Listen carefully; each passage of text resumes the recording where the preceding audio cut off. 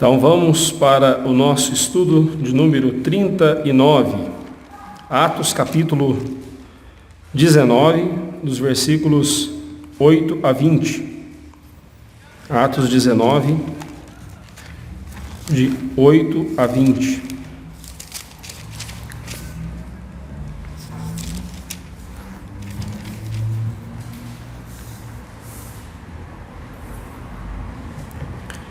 E eu farei a leitura do texto no decorrer da exposição do mesmo.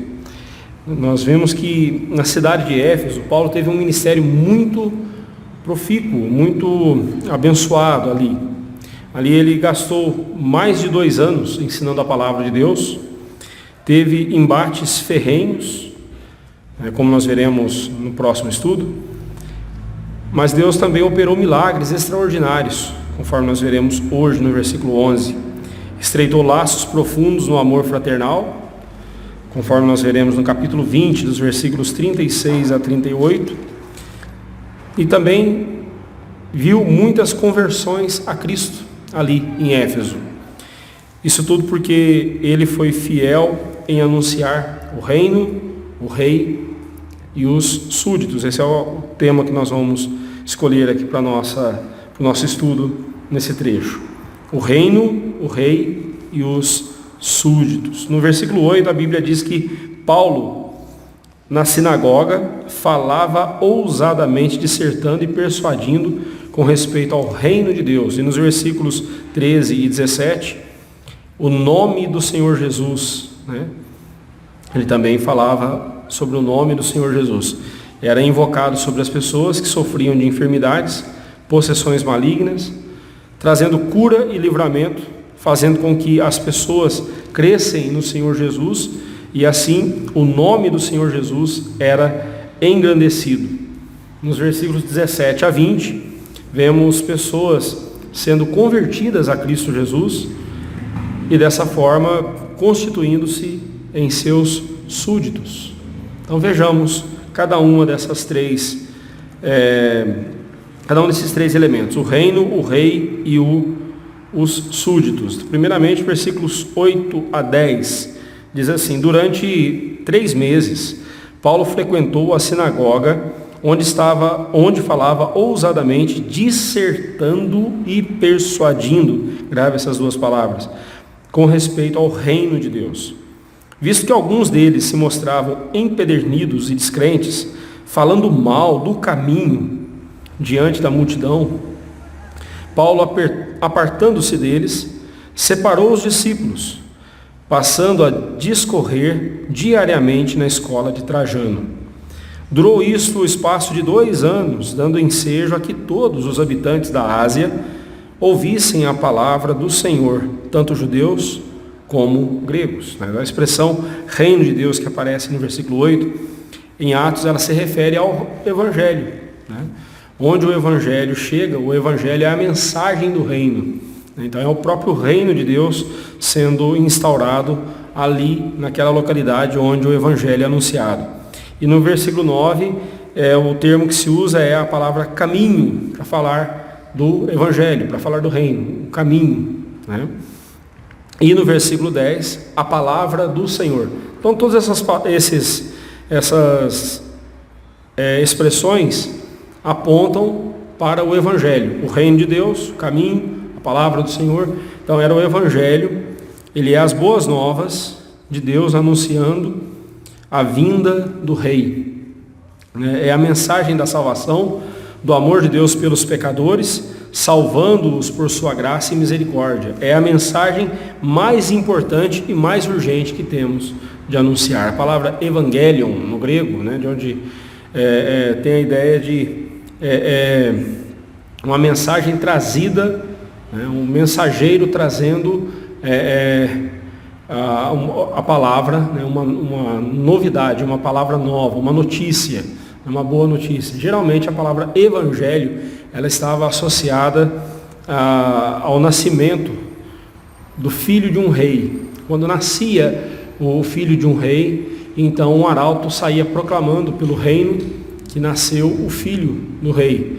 E o reino exultava de alegria porque era a promessa de continuidade daquela linhagem como uma dinastia ali sobre o reino. E isso foi trazido para a pessoa do Senhor Jesus. Ele é o Filho de Deus, Ele é o Filho do Rei eterno, que veio, que nasceu e veio nos trazer a vida, veio nos trazer a salvação eterna. Então essa é a principal mensagem que nós como igreja temos que anunciar. A principal mensagem que temos que trazer, que temos que ensinar e que temos que propagar é o Evangelho, é a palavra de Deus, é o Evangelho de Cristo, o Evangelho da salvação. Por essa razão diz a Bíblia que Paulo durante 3 meses frequentou a sinagoga onde falava ousadamente, dissertando e persuadindo com respeito ao reino, né? E com ousadia, né? Com coragem, intrepidez, ele apelava tanto para a lógica quanto para a vontade daquelas pessoas.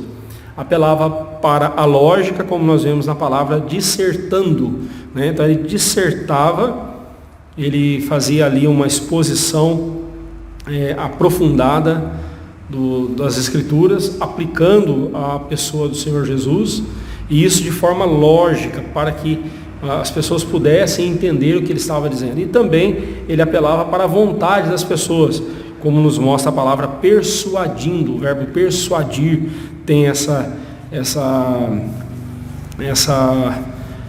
significado, né? Essa intenção de mostrar que Paulo apelava para o coração, embora na Bíblia mente e coração sejam uma coisa só, mas aqui nós vemos Paulo apelando tanto para a lógica quanto para, digamos, as emoções das pessoas, a vontade das pessoas. E assim ele expunha o Evangelho diante daquelas pessoas. Apesar de todo o tempo e dedicação de Paulo, diz a Bíblia no verso 9, que alguns deles se mostravam empedernidos e descrentes, falando mal do caminho diante da multidão. Sempre que pregarmos o Evangelho, surgirá esse tipo de gente, surgirá esse tipo de pessoa se opondo ao Evangelho, se opondo à mensagem do Evangelho, e fazendo o que esses aqui fizeram, mostrando-se empedernidos e duros de coração, e falando mal, difamando o Evangelho, né? Seus corações eram duros como pedra, né? Isso que significa a palavra empedernidos, era duro como pedra. E nessa obstinação contra a palavra de Deus, eles também eram desobedientes, pois deveriam crer e não creram, né? Eles permaneceram descrentes. A incredulidade é uma das formas mais grotescas de desobediência e desonra a Deus. Nós temos visto isso na carta aos Hebreus, a referência que é feita ao povo de Israel no deserto, que por muitas vezes se mostrou incrédulo para com as promessas de Deus, e o povo de Israel sofreu terrivelmente por isso. Na carta aos Hebreus somos advertidos o tempo todo a tomarmos cuidado para não sermos incrédulos também, porque a incredulidade, ela ofende a Deus. Esses homens permaneceram na sua vida de ofensa a Deus. E como não bastasse tanta dureza e incredulidade, eles ainda saíram falando mal, difamando a palavra de Deus, difamando o caminho. Mas dentre esse grupo de empedernidos havia discípulos, os quais Paulo separou. E é interessante aqui, né? Paulo os separou, passando a discorrer diariamente na escola de Trajano, né? Há uma cópia ocidental do texto grego que acrescenta que Paulo dissertava com esses discípulos da 5ª até a 10ª hora. É uma cópia do texto do livro de Atos, né? Do texto grego, que não chegou a nós, né? Mas existe essa cópia e ela diz isso, né? Que da hora 5ª à hora 10ª, Paulo dissertava com eles, ou seja, das 11 horas da manhã até as 14 horas da tarde. Aí você fala, puxa vida, mas eles não tinham mais nada para fazer? Mas segundo o costume, até hoje é assim lá no Oriente, né, no Oriente Médio, por causa do sol muito quente, nesse período do dia, das 11 da manhã até as 4 da tarde, mais ou menos, eles se recolhem para suas casas Eles não saem para a rua, o comércio fecha, tudo é fechado nesse horário e eles vão para casa. Muitos se dão nesse período, se dão ao estudo, à leitura, à meditação, à oração, né? E um missionário nosso, eu não vou citar o nome aqui para não comprometê-lo, mas um missionário nosso que esteve por anos lá no Oriente, na região do Oriente Médio, ele conta justamente isso. Diz que nesse horário você não encontrava ninguém na rua, né? Você não encontrava ninguém, porque o calor lá é escaldante, é uma coisa insuportável. Só que, por ser uma região desértica, conforme vai anoitecendo, também vai esfriando. E a noite lá é muito agradável, você andar à noite. Então, se você for lá nesse horário, vai estar tudo aberto. O comércio, a vida deles, o comércio que para nós aqui funciona durante o dia, lá funciona à noite. E durante o dia lá é fechado por causa do calor. Então, nesse horário de calor, fechado ali, Paulo, abrigado com eles nessa escola de Trajano, né, não sabemos exatamente como era esse lugar, nesse recinto, mas ali na escola de Trajano ele se reuniu com esses irmãos e passou a instruí-los. E a Bíblia diz que por mais de 2 anos Paulo empenhou-se em pregar o evangelho do reino de Deus, de modo que todos os habitantes da Ásia, tanto judeus como gregos, pudessem ouvir a palavra, né? Então muita gente foi alcançada ali por essa estratégia de Paulo, né? Paulo usando essa estratégia, muita gente foi alcançada com o evangelho, pelo evangelho ali, pela pregação de Paulo, né? Pregando o evangelho do reino de Deus, faça-o com toda a dedicação, empenho e esforço da sua parte. Essa é a lição que fica para nós.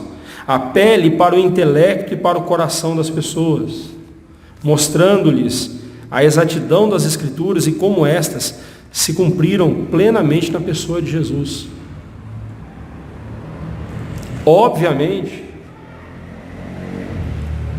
crer não é algo que você e eu fomos chamados a fazer com que as pessoas, a levar as pessoas a crerem. Nós não somos nós que convertemos os corações. A bem da verdade, não somos nem mesmo não somos nós quem convence as pessoas.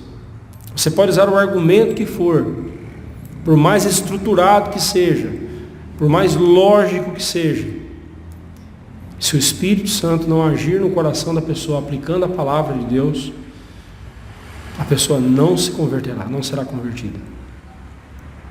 A pregação do Evangelho é uma obra que nós não podemos fazer por conta própria, sem a direção do Espírito Santo. Mas no que compete a nós, devemos ser claros nos nossos argumentos. Ah, pastor, mas eu não sei pregar o Evangelho. Então, prepare-se, estude. Aliás, todo estudo bíblico que você tem aqui, todo sermão que você tem aqui, tudo isso é subsídio que Deus te dá para você conhecer ainda mais a palavra dele e poder então proclamar para as pessoas. O problema nosso é que nós não nos dedicamos ao estudo como deveríamos. Nós somos preguiçosos em estudar. Além da Bíblia, se você já lê a Bíblia, eu já fico muito feliz, mas além da Bíblia, você tem lido outros livros? Você tem buscado conhecimento em outros livros? Quando você está lendo um texto bíblico e esse texto traz uma dificuldade, você simplesmente vira a folha e continua a leitura, ou você procura aprofundar no sentido daquele texto, entender aquele texto? E aquilo que você entende da palavra de Deus, aquilo que é de fácil acesso, você leu, entendeu, você tem praticado? Isso é crucial se quisermos ser instrumentos nas mãos de Deus para levar o Evangelho aos pecadores. Mas preste atenção, Não perca seu tempo com zombeteiros e difamadores. Gente que zomba do Evangelho de Cristo. Gente que insulta o Senhor Jesus, despreza a palavra de Deus. A essas pessoas nós apenas devemos dizer o seguinte: o dia do juízo está chegando. O dia do juízo está chegando e você está desprezando a única forma de você ser salvo. E você está desprezando. Então você é responsável por você diante de Deus. Às vezes a gente quer tanto converter um coração, né, como se a gente pudesse fazer isso, que às vezes a gente mostra mais amor pelo pecador do que amor a Deus. E às vezes o que falta para um pecador zombeteiro ser convertido é justamente esse choque de realidade. Ele entender que você não vai mais perder seu tempo com ele, porque ele é um porco para o qual você está lançando suas pérolas. Não perca tempo. Faça como Paulo. Separe aqueles que querem aprender. Paulo separou aquele grupo de discípulos e ali investiu neles. Versículos 11 a 17 nos mostram o rei, né? Eu vou pedir para quem sentiu o desejo, leia para nós esse trecho, versículo 11 a 17. Leia com voz bem alta para sair aqui no microfone. E Deus, pelas mãos de Paulo, fazia milagres extraordinários, a ponto de levar aos enfermos lenços e aventais do seu uso pessoal, diante dos quais as enfermidades fugiam das suas vítimas, e os espíritos malignos se retiravam. E alguns judeus, exorcistas, ambulantes, tentaram invocar o nome do Senhor Jesus sobre processos de espíritos malignos, dizendo: esconjuro-os por Jesus, a quem Paulo prega. Os que faziam isto eram 7 filhos de um judeu chamado Seba, sumo sacerdote.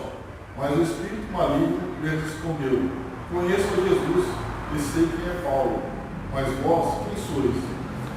E o possesso do espírito maligno saltou sobre eles, subjugando a todos, e de tal modo prevaleceu contra eles, que desnudos e feridos fugiram daquela casa.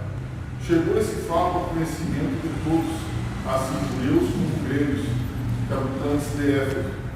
Veio o temor sobre todos eles, e o nome do Senhor Jesus era engrandecido.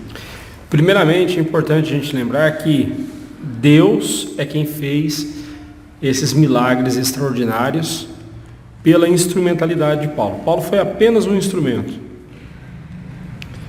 Os lenços de Paulo, né, que eram levados para serem colocados sobre os enfermos, né, tudo isso nos mostra o seguinte: quem fez esses milagres foi Deus. Paulo foi apenas um instrumento. Hoje em dia tem muito disso, né? A gente vê, só que ao contrário, né? A gente vê lá o sujeito secando o suor dele com a toalhinha e aí põe à venda. Tem as toalhinhas secas lá, mas a toalha com suor dele é mais cara. Aí você compra a toalhinha lá, a toalhinha ungida, e vai e leva aquela toalhinha e põe sobre as pessoas. Há um tempo atrás, era o contrário, as pessoas traziam roupas e colocavam ali diante do curandeiro ali, né, do ungidão. E aí eles oravam, tudo mais, as pessoas levavam.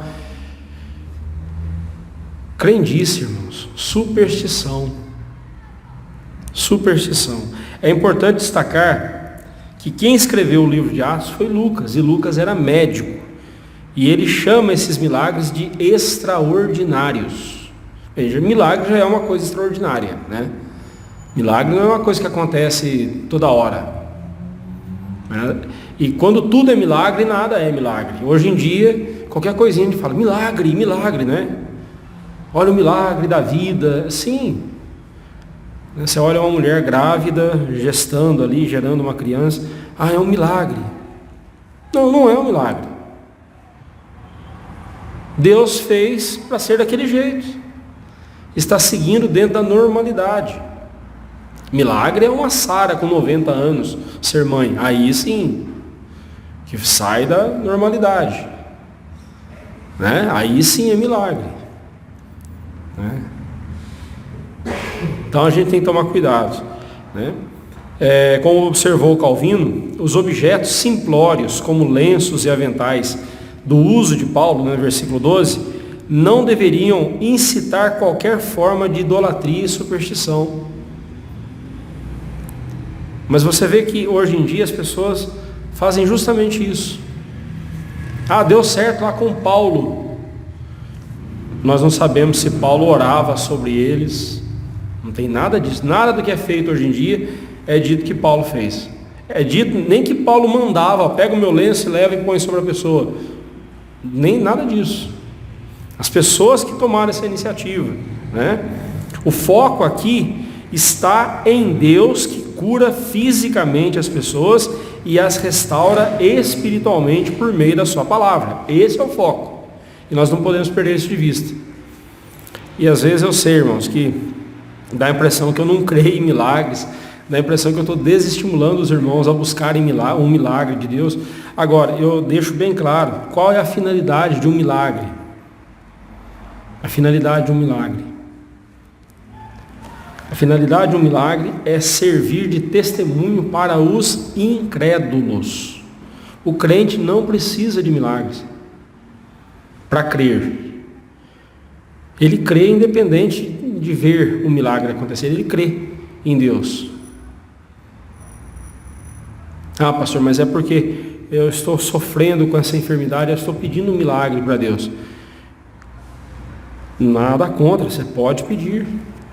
Mas eu quero chamar a sua atenção para o fato de que, se Deus não quiser te curar, e se Ele não te curou até aqui, será que Ele já não falou o mesmo que Ele falou para Paulo e você ainda não entendeu? Paulo por 3 vezes pediu a Deus que afastasse dele o espinho na carne. Não sei se ali era uma enfermidade. Tem hora que parece que era uma enfermidade, tem hora que parece que não. Mas eu sei que a resposta de Deus foi: não, Paulo, não vou retirar esse espinho da sua carne. A minha graça te basta, porque o poder se aperfeiçoa na fraqueza. O meu poder é visto completamente na sua fraqueza. Quando você é fraco, então você será forte, porque sobre você repousará o meu poder. É isso que Deus disse para Paulo. E às vezes a gente está pedindo um milagre para Deus, porque a gente não quer se conformar à vontade de Deus naquela situação da nossa vida. Isso é teimosia. Ou, na melhor das hipóteses, falta de sabedoria para entender a vontade de Deus. Dito isto, eu afirmo, eu creio que Deus faz milagres.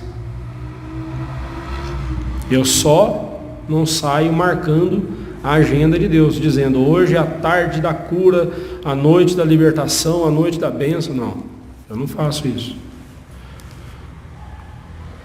Aliás, todo o estudo bíblico nosso é um culto de libertação. Se você ouviu a palavra de Deus e pôs em prática, você será libertado de um monte de pecados na sua vida.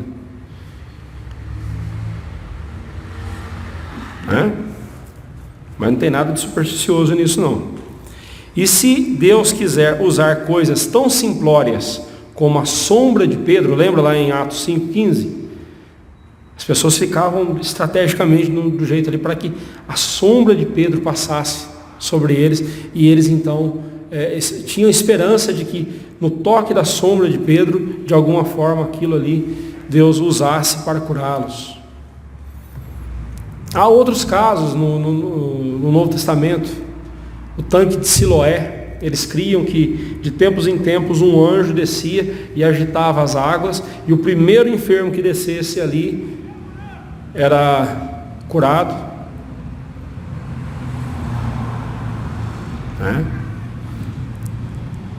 Eu fico até imaginando essa cena. Mas vamos lá, não vamos focar no texto aqui, não vamos nos devagar aqui não. Como de costume, Lucas apresenta o assunto resumidamente e depois o expande. Ele falou do poder de Deus através de Paulo, realizando milagres extraordinários.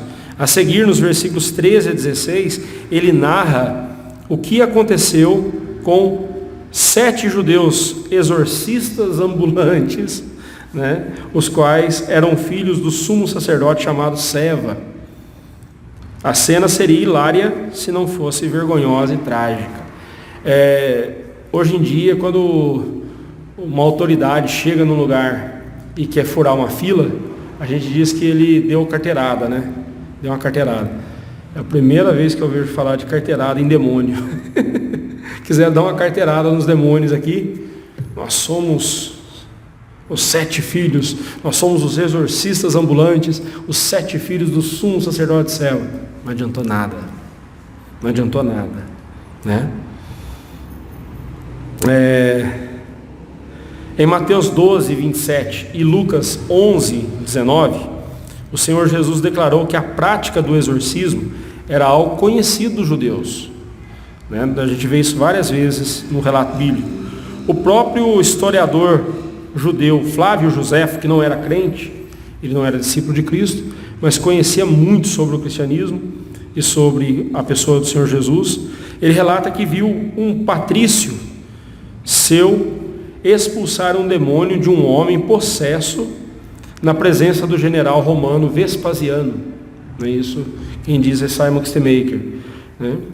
Então era uma prática comum naqueles tempos, né? Como eram esses exorcismos? Pouco sabemos. Aliás, a gente sabe dessa prática pelo relato bíblico, né? Como que o Senhor Jesus Cristo fez, como que os discípulos fizeram algumas vezes, né? Mas tem muita coisa hoje em dia que é firula, que é invenção, que é superstição, né? Amuletos, água benta, né? Essas coisas, isso tudo não tem sentido nenhum, né? Bem, vamos lá. Eles disseram: esconjuro-vos por Jesus a quem Paulo prega. Aqui foi o erro, o principal erro deles. Eles foram expulsar o demônio ali do possesso, foram expulsar o demônio, o espírito maligno, né? No verso 15 diz que é um espírito maligno, mas nós sabemos que são demônios, né? Foram expulsar o demônio e usando ali uma fórmula, né? Uma fórmula mágica: esconjuro-vos em nome de Jesus a quem Paulo prega, né? Ao verem Paulo expulsando demônios pelo nome de Jesus, esses rapazes julgaram ter encontrado uma nova fórmula, né? A saber, o nome de Jesus, né? O nome de Jesus, no nome de Jesus estão a sua autoridade real, suas obras reais e a sua própria pessoa. Não há um nome mais poderoso. O nome do Senhor Jesus é o nome mais poderoso que há no universo. Mas não adianta simplesmente você dizer o nome de Jesus, né? Não vai resolver nada. Não é o nome apenas, né? Quando você fala o nome do Senhor Jesus aqui, expulsar em nome do Senhor Jesus significa muito mais do que simplesmente citar o nome do Senhor Jesus. Expulsar em nome do Senhor Jesus significa expulsar demônios em nome do Senhor Jesus, significa estar imbuído da autoridade que Cristo deu para fazer aquilo, né? Quando o oficial de justiça ele vai prender uma pessoa, vai levar uma intimação, ele faz isso em nome do juiz. É como se fosse o próprio juiz ali presente fazendo aquilo. Então, quando fazemos as coisas em nome de Jesus, quando nós terminamos a nossa oração, irmãos, é uma coisa muito séria, né? Devemos tomar muito cuidado. Toda vez que orarmos, temos que orar encerrando dizendo em nome do Senhor Jesus.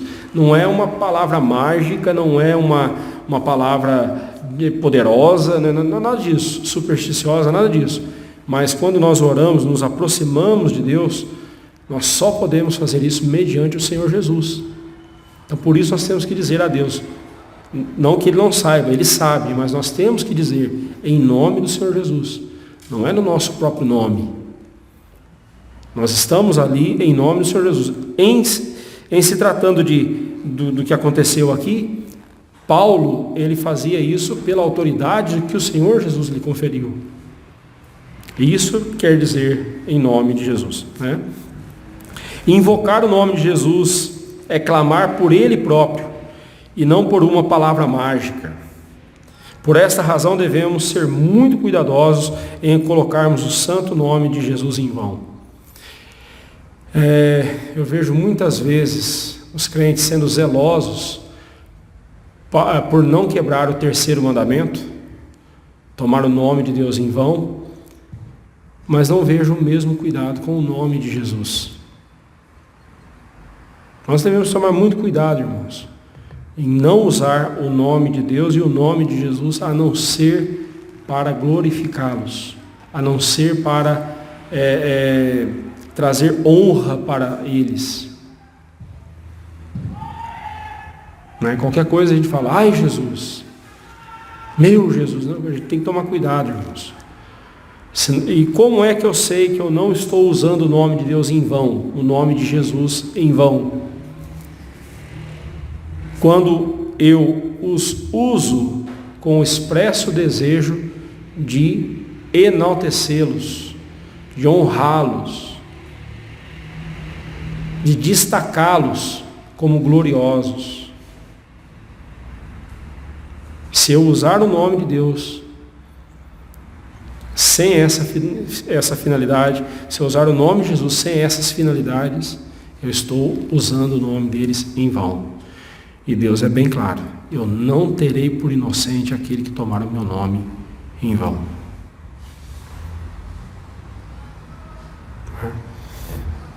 Vamos lá. Usá-lo em vão é demonstrar que não o conhecemos como ele é revelado nas Escrituras, isto é, como o Rei eterno, o Deus Todo-Poderoso e Santo. Na esconjuração que esses rapazes fizeram, demonstraram não ter qualquer conhecimento da pessoa de Jesus, por isso mesmo ouviram a resposta do espírito maligno: eu conheço a Jesus e sei quem é Paulo, mas vós, quem sois? Quem são vocês? O demônio havia aprendido sobre Jesus e sabia que o poder divino dele fluía para Paulo, e esse poder poderia dominá-lo. O demônio sabia disso. O poder que Paulo traz em sua pessoa é o poder de Deus, é a autoridade de Cristo. E eu me submeto. Se eu sei de quem Paulo está falando, eu sei quem é Jesus e sei quem é Paulo, mas quem são vocês? Vocês não passam de 7 imbecis que acham que porque são filhos de um sumo sacerdote, têm alguma autoridade sobre mim.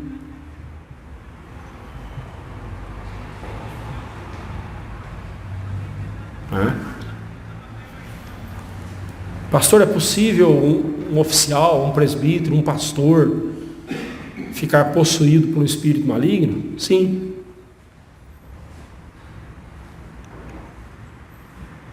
Uma pessoa não é possuída por um espírito maligno quando ela é convertida de fato, quando ela tem um Espírito Santo de Deus habitando dentro dela. E infelizmente, irmãos, parece que está ficando cada vez mais evidente. Oficiais da igreja não demonstrando conversão de fato. Ter o título não quer dizer que é salvo. O Senhor Jesus mesmo disse: naquele dia muitos chegarão para mim dizendo: Senhor, em teu nome expulsamos demônios, repreendemos espíritos malignos, curamos enfermos. O que Jesus vai dizer para eles? Aparte-se de mim, nunca conheci vocês. Irmãos, não é cargo, não é ofício, é vida com Cristo que faz a diferença. Mas eu vi o presbítero caindo. Uma vez uma pessoa disse isso para mim: mas eu vi um presbítero caindo possesso no chão, estava possesso de espírito maligno, possesso de um demônio. Olha, ele era presbítero, mas não era crente. Se ele fosse crente, ele não seria jamais. Aqueles que são de Deus, o diabo não toca.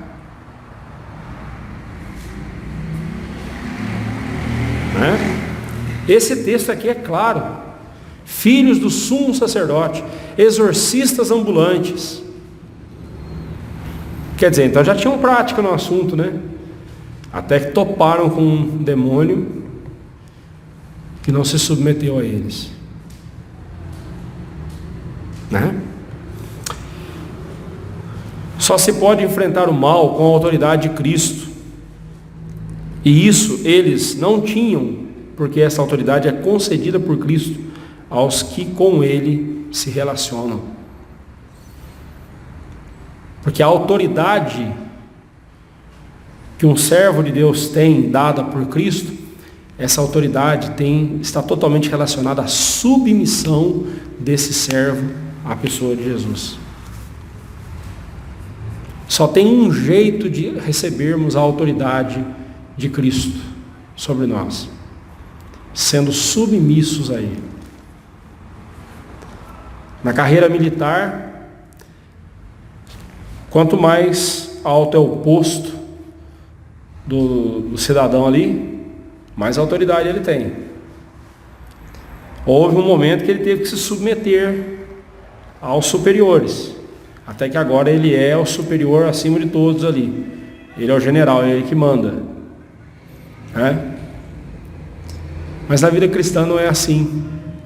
O maior deve servir. Seja o maior entre vós o que vos serve, como que serve. E Cristo nos deu o exemplo. A nossa autoridade tem a ver com submissão, né? Verso 15, Lucas mostra que o espírito maligno falando, né, estava falando aqui, e no verso 16, o possesso de espírito maligno agindo, atacando aqueles rapazes. Com uma força sobrenatural, aquele endemoniado saltou sobre eles e os espancou a ponto de deixá-los desnudos e feridos. E por isso eles só tiveram uma opção: fugirem da casa.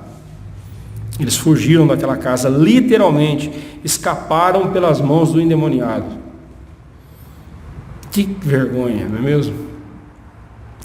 Mas o que foi desonra para esses intrometidos foi revertido em benefício para a pregação do Evangelho. E o nome do Senhor Jesus Cristo era engrandecido, porque tanto os judeus quanto os gregos, habitantes de Éfeso, ficaram tomados de temor e reverência pelo nome de Cristo. Opa, com esse nome não se brinca. Esse nome, o dono desse nome é poderoso. Com esse nome a gente não pode brincar. Eles viram ali, né? Esse fato é maravilhoso, pois pela lógica era para essas pessoas temerem o diabo, não é mesmo? Se você visse um homem dando uma surra em 7, e você sabendo que esse homem estava possesso do espírito maligno, a lógica seria o quê? Você ter medo do diabo. Vai que esse bicho vem para mim, né? Vai que esse bicho entra em mim, e aí? Mas interessante que Deus reverteu aquela situação, e a Bíblia diz que eles não temeram ao demônio, ao espírito maligno. Eles temeram a Jesus.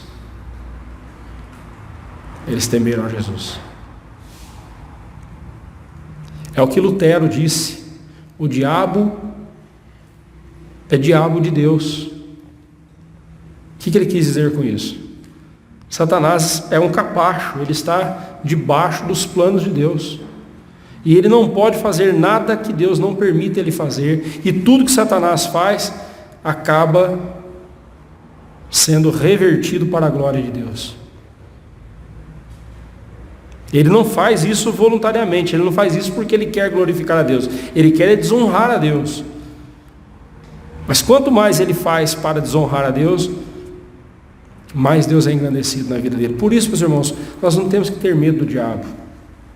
Isto é, se estivermos em Cristo. Esses rapazes não estavam em Cristo, não tinham relacionamento nenhum com Cristo. Olha o que aconteceu com eles. E quando eu vejo crentes com medo do diabo, de duas uma: ou eles não foram ensinados corretamente, e aí a culpa não é deles, eles precisam ser ensinados corretamente sobre o assunto, ou pior, não são crentes. Nós não temos que ter medo do diabo, irmãos. Jesus disse que quando o diabo vier é para nós resisti-lo. Resistir ao diabo e ele fugirá de vós. Mas só que antes disso, eu tenho que me submeter sob a poderosa mão de Deus. Se eu me submeter à poderosa mão de Deus, então eu resistirei ao diabo e ele vai fugir de mim.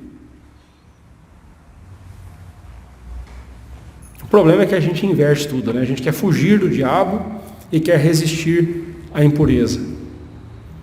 E Paulo diz, não resista à impureza, fuja dela. Lembra de José, filho de Jacó? Quando a esposa de Potifar o agarrou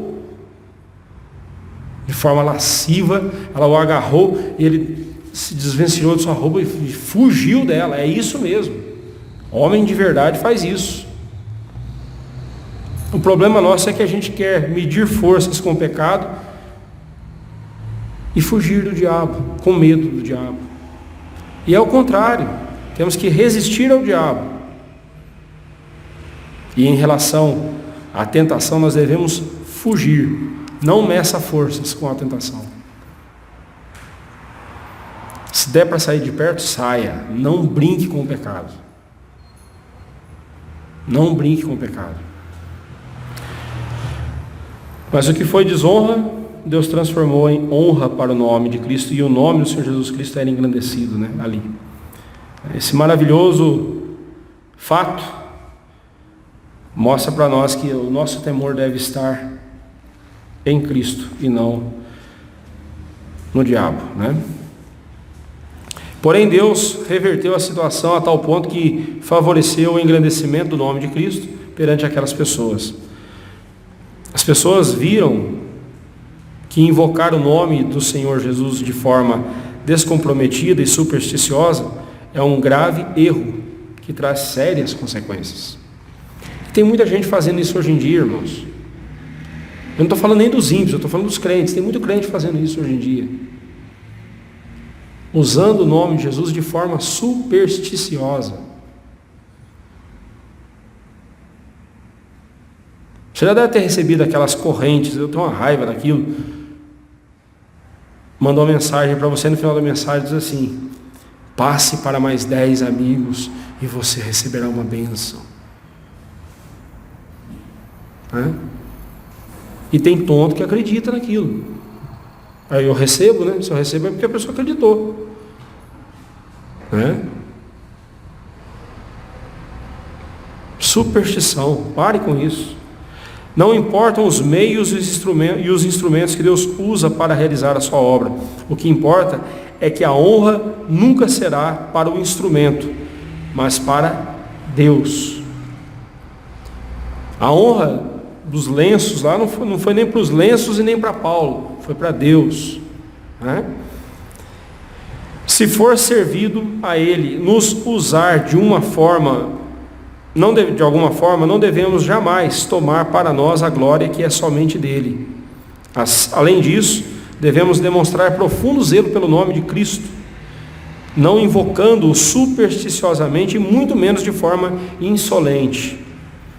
Invocar o nome de Jesus implica em conhecê-lo como Rei eterno, Deus Todo-Poderoso, Senhor Supremo, diante de quem todos devem dobrar os seus joelhos humildemente. Quando você toma o nome de Cristo em vão ou o coloca em conversas banais, demonstra ser pior que um demônio, que apesar de ser um ente maligno e condenado, conhece a Cristo, treme de medo diante do seu santo nome.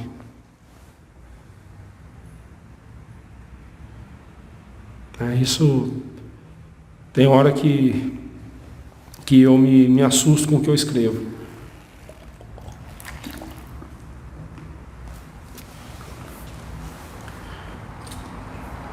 E isso que eu acabei de escrever aqui, que eu acabei de ler, isso que eu escrevi, esse estudo, a primeira vez que eu dei foi em 2012.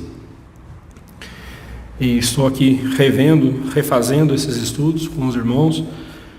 E quando eu li isso que eu escrevi, eu repito. Quando você toma o nome de Cristo em vão e o coloca em conversas banais, demonstra ser pior que um demônio. Porque o demônio treme diante do nome de Cristo. E teme e treme. E nós muitas vezes tomamos o nome de Cristo de forma banal, desrespeitosa, sem necessidade, e desonramos o nome dele. Somos piores que demônios nesse sentido. Deus nos livre de tamanha impiedade. Versículos 18 a 20, vejamos agora os súditos. Diz assim o texto: muitos dos que creram vieram confessando e denunciando publicamente as suas obras, suas próprias obras. Também muitos dos que haviam praticado artes mágicas, reunindo seus livros, os queimaram diante de todos. Calculados os seus preços, achou-se que montavam a 50.000 denários. Assim, a palavra do Senhor crescia e prevalecia poderosamente. Crer em Cristo significa mudança de vida. Não é mudar de religião, não é mudar de igreja, não. Eu era da igreja tal, agora eu sou... Não. A menos que aquela igreja tal também fosse uma seita, aí, claro, você tem que mudar mesmo. Mas conversão implica em mudança de vida, transformação da vida. Crer não é só um assentimento intelectual, como nós vimos semana passada, mas sim obediência, submissão e entrega total a Cristo. Por isso Paulo dissertava, apelava ao intelecto e persuadia, apelava ao coração, à vontade daquelas pessoas. A influência da superstição e magia na vida daqueles cristãos de Éfeso era tão grande, E aí tem uma notinha de rodapé, diz que a cidade de Éfeso era um centro de artes mágicas, conforme confirmado por descobertas arqueológicas. Numerosos documentos contêm encantamentos e alguns dos quais eram conhecidos como as cartas efésias. Além disso, ainda existia o templo da deusa Diana, a mesma deusa grega Artemis, que exercia forte influência idólatra sobre o povo. Eu cito uma nota que Stemaker coloca nesse texto lá. Bem, então a influência, e a superstição e a magia na vida dos cristãos de Éfeso era tão grande que, mesmo dizendo que criam no Senhor Jesus, e mesmo dizendo ser discípulos de Cristo, muitos dos que creram vieram confessando e denunciando publicamente as suas próprias obras. E que obras más eram essas? Diz o verso 19, que eram artes mágicas. Obviamente aqui, não é que eles haviam se convertido e continuavam com coisas erradas, não. Mas como eles estavam sendo impactados pelo Evangelho, eles foram vendo o seguinte: não dá para abraçarmos o Evangelho segurando os ídolos, segurando essas práticas erradas. Então aqui é uma questão de convencimento. O Espírito Santo estava convencendo aqueles corações. No versículo 19, lemos que essas obras eram artes mágicas. O acontecido com os filhos de Seva levou esses cristãos à conclusão de que tais práticas eram incompatíveis e inconsistentes com a fé cristã. Incompatível, inconsistente. Lucas fala que esses irmãos trouxeram seus livros contendo fórmulas mágicas, aos quais eles queimaram diante de todos. Isso é um ato de renúncia, Não é aquela coisa que a pessoa faz sozinha, escondidinha, não. Eles fizeram isso na presença de todo mundo para mostrar o compromisso deles com Cristo, É uma pública profissão de fé, E diz que, calculados seus preços, achou-se que montavam a 50.000 denários. Vamos fazer umas continhas básicas aqui. Um denário equivalia ao valor, tem que juntar as palavrinhas, ao valor de um dia de serviço de um trabalhador braçal. Se tomarmos os valores atuais com base no salário mínimo, um dia de trabalho está na casa de $5, Vamos pôr aí R$30 o dia de serviço, né? Por aí. 30 e poucos reais. Vamos pôr aí R$30. $5. Vamos pôr em dólar para ficar mais fácil, né? Assim sendo, o valor seria de aproximadamente $250 mil. É isso mesmo? 50 mil denários, $250 mil. Que hoje, pegando aí o valor atual, 5,70, dá aí mais ou menos R$1.300.000. R$1.325.000. 1.325, é isso mesmo? Não, é 1 bilhão, né? 1.325 milhões. 1.325.000. Não, então é mais. Não, zero, 1 milhão. É isso mesmo. Os livros deles deu esse valor, mais ou menos, 1.300.000. Né? Isso trouxe sérios prejuízos financeiros para a cidade, como veremos posteriormente nesse capítulo, né?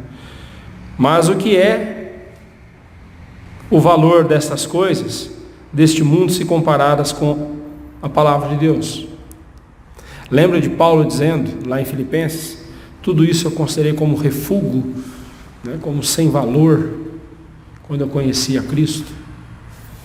Irmãos, nós não experimentamos uma conversão profunda em nossa vida enquanto nós não nos desfazemos de ídolos, ensinamentos, práticas que nós abrigamos por muitos anos em nossa vida e que estão contrárias, e que são contrárias à palavra de Deus.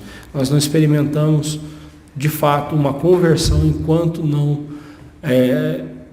abrimos mão de tudo isso e ficamos só com Cristo, porque só Cristo é o bastante para nós. Enquanto Cristo não for o bastante para nós, o suficiente para nós, nós viveremos insatisfeitos nesse mundo e agarrados a ídolos e a ensinamentos contrários à palavra de Deus. O resultado desse rompimento com o pecado, da idolatria e magia, foi que a palavra do Senhor crescia e prevalecia poderosamente, conforme vemos no verso 20. Com essa afirmação, Lucas está relatando a profunda transformação pela qual passou a cidade de Éfeso pelo poder do Evangelho de Cristo. Né? Paulo não chegou lá, Éfeso, né? Eu declaro que vocês agora são do Senhor Jesus. Povo de Éfeso, declare isso, né? Teve uma época aí no Brasil que tinha essa campanha, né? O Brasil é do Senhor Jesus, povo de Deus, declare isso. E não mudou nada. Mudou nada. Também com esse tipo de evangelho que nós temos visto ser anunciado nesse país, não vai ter mudança nenhuma mesmo, né? Paulo não chegou lá dizendo palavras mágicas, palavras, fórmulas mágicas. Ele chegou pregando o evangelho, o poder de Deus para a salvação de todo aquele que crê. E a cidade foi transformada. Assim, os súditos do reino do Rei Jesus são pessoas que estão sempre rompendo com quaisquer formas de pecado, abandonando quaisquer coisas que lhes possam atrapalhar em seu relacionamento com Cristo, e considerando que o maior prejuízo que possam ter não é o material, mas sim não viver plenamente em Cristo. Esse é o maior prejuízo. Jesus mesmo disse que adianta o homem ganhar o mundo inteiro e perder a sua alma. O maior tesouro que nós temos é o próprio Senhor Jesus. Nele estão todos os tesouros da sabedoria e do conhecimento. O maior tesouro que temos é o próprio Senhor Jesus. Em sua vida existem pecados e empecilhos que precisam ser abandonados para que a palavra de Deus cresça e prevaleça em sua vida? Veja bem, não é limpando o coração para pôr a palavra de Deus, é colocando a palavra de Deus no seu coração que o seu coração vai ser limpo desses pecados. É igual água e ar. Um não fica com o outro. Para que um entre, o outro tem que sair. A palavra de Deus no seu coração é que vai expulsar todos os pecados. É a palavra de Deus no seu coração que vai expulsar todos os ídolos da sua vida. Eu diria, todos os demônios da sua vida, como foi no caso desse rapaz. Tudo aquilo que é um empecilho, tudo aquilo que é um estorvo na sua vida vai ser retirado quando a palavra de Deus habitar ricamente em seu coração. Não temos livros de mágica, mas temos outras coisas que roubam o nosso tempo e coração. São os entretenimentos dessa vida, coisas que são úteis se devidamente empregadas, mas que se tornam sérios obstáculos à nossa comunhão com Cristo.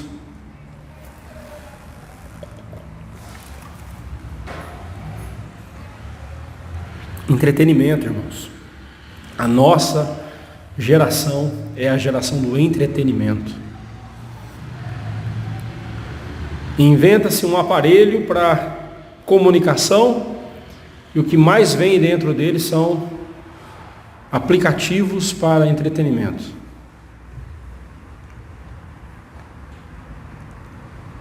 Se você sai de casa sem o seu celular, você sente que você saiu pelado. Tamanha a dependência que a gente tem desse negócio.